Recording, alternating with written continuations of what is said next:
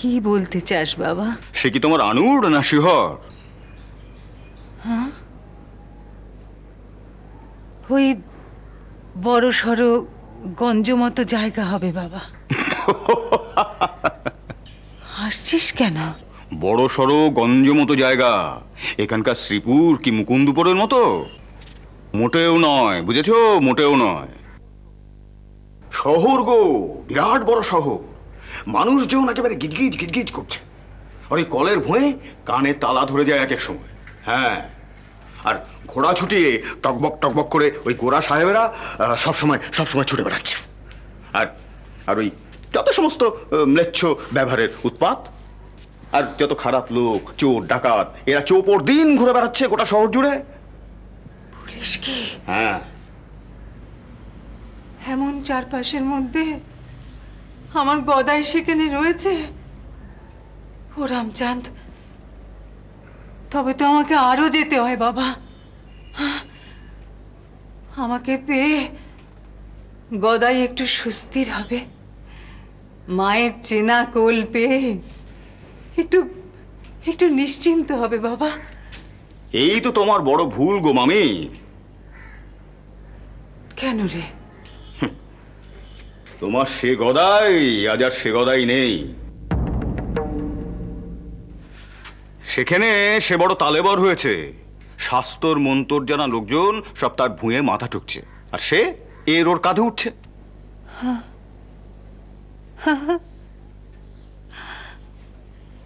ইয়া নতুন কথা কি বাবা? গদাই তোর জন্মের কাল থেকেই ওই ডাক নিয়ে এসেছে।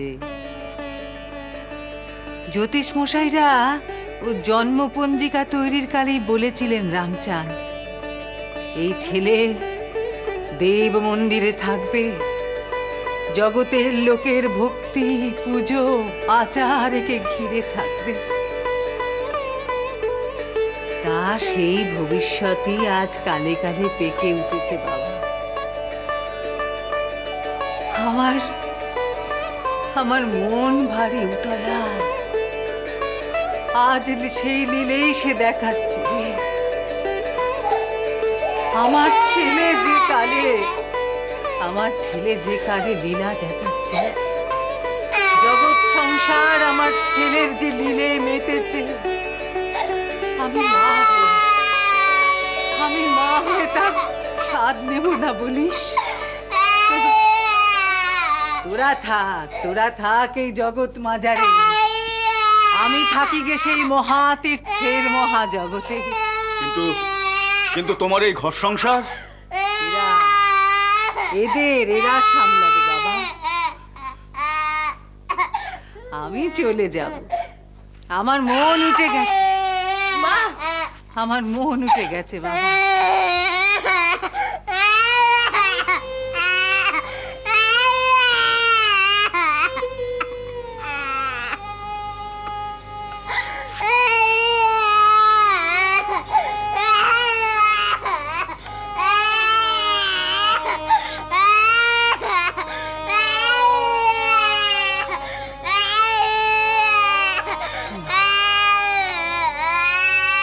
না,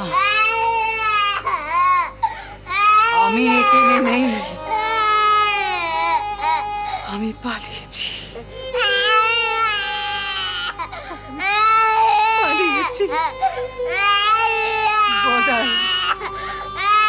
গদাই বেশ ছিল বাবা, এমনিতে কি আর ছিল না? এই এখন নানাজন এসে নানা দিকে টানা হেঁচড়া করছে, আর যত সব উপসর্গ দেখা দিচ্ছে। বলি রেতের বেলায় এসব হচ্ছে কি? পঞ্চবটী বনে গিয়ে হচ্ছে কি? ভূত প্রেতের সাধনা, পেটে এই রাক্ষসের খিদের রোগ।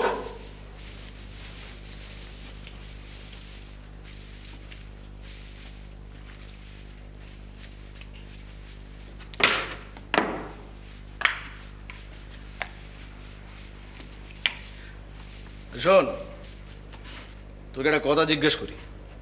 বলেন। সেই যে সেদিন ব্রাহ্মণী এলে, মানে প্রথম দিন, হ্যাঁ, ব্রাহ্মণী পঞ্চবটিতে নিজে রেধে রঘুবীরকে ভোগ দিলেন। হ্যাঁ, তারপর সেই ভোগ উনি নিজে এসে খেলেন। খেলেন? হ্যাঁ। ব্রাহ্মণী রাগ করলো না? না, মোটেই না। রাগ করবে কি গো, উনি তো আরো আনন্দে আটখানা। তারপর সেই পাত নিজেই চেটে পুটে খেয়ে নিলে। তারপর তারপর ওই যে কাষ্ঠশিলাটি উনি বয়ে বেড়াতেন, না মানে ওই যে রামশিলাটি, মানে ওই রামশিলা যাকে বয়ে বেড়াতো, সেটি উনি নিয়ে গিয়ে গঙ্গায় বিসর্জন দিলেন। হ্যাঁ গো, বললেন সাক্ষাৎ নারায়ণ প্রাপ্তি হয়েছে, ওতে আর ওনার দরকার নেই। রামশিলা বিসর্জন দিয়ে দিয়েছে? হ্যাঁ। কেন, আপনি শোনেননি? হ্যাঁ শুনেছি, তবুও ফিরে একবার যাচাই করে নিলুম আর কি। কেন হলধারী ঠাকুর, এতে অবিশ্বাসের কি আছে? অখণ্ড ব্রহ্মকে সামনে পেয়ে আমি কেন এই শিলা বয়ে বেড়াবো? কিসের সংশয় তোমার? আগে আপনি আমাকে ক্ষমা করবেন ঠাকুরন, সংশয় বা সন্দেহের সংকট নয়। বুঝি, উপলব্ধির সংকট।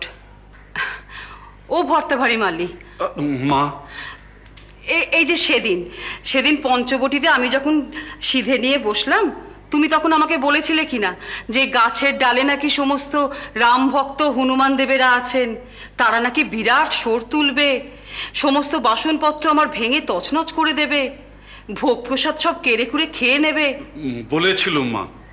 তারপর তারা কি এসেছিল? না না, অথচ তারা এক পাল ছিল, আর সব গাছের আড়ালে আবডালে চুপটি করে বসেছিল। আসলে কি জানো, আমার রঘুবীরের পুজোর বাতাসে যে ভগবান স্বয়ং নরদেহ নিয়ে আসবেন, সে কথা তারাও আঁচ করতে পেরেছিল। এসেছিল কিনা বলো? ঠিক সেই সময় তো আমার প্রভু সেখানে এসেছিল।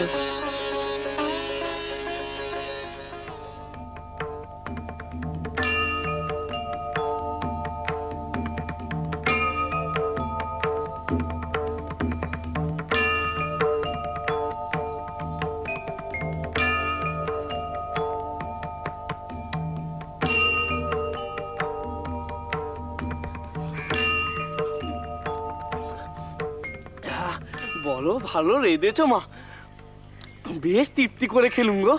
হাত দুটো খাও বাবা। না মা, পেট ভরে গেছে।